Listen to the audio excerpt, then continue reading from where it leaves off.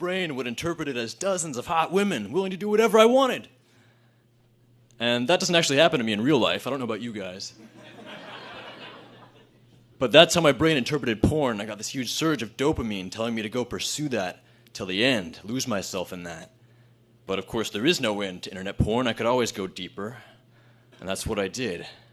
And by indulging in that year after year, I was overloading my brain with this dopamine.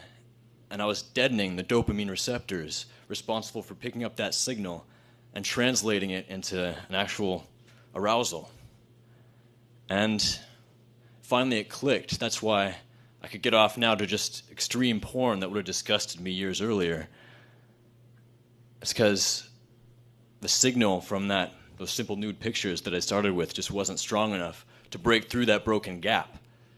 And that meant that when I finally had a real woman in front of me, naked, wanting to have sex with me, she just wasn't enough to break through that gap and give me arousal.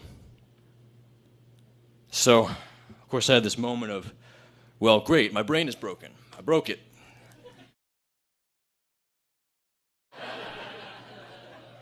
But then I realized, no, the brain is plastic. If I could break it, I could fix it. And that's what people were doing. Online, I read these stories of men who gave up porn and masturbating, and after months or up to a year, their sexual dysfunctions were reversing. And I immediately swore off porn for life. I mean, the thought of ever using it again made me sick after knowing how it had twisted my sexuality and ended so many relationships and opportunities. And knowing that I was finally on the right path, there was light at the end of the tunnel, and I was so filled with hope for the first time in a long time.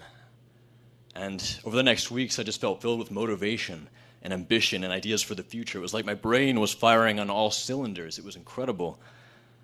And change is always invigorating to me, but this was different. It lasted. It kept getting better. It was like I was waking up. I started to enjoy my work, my day-to-day life more. I could write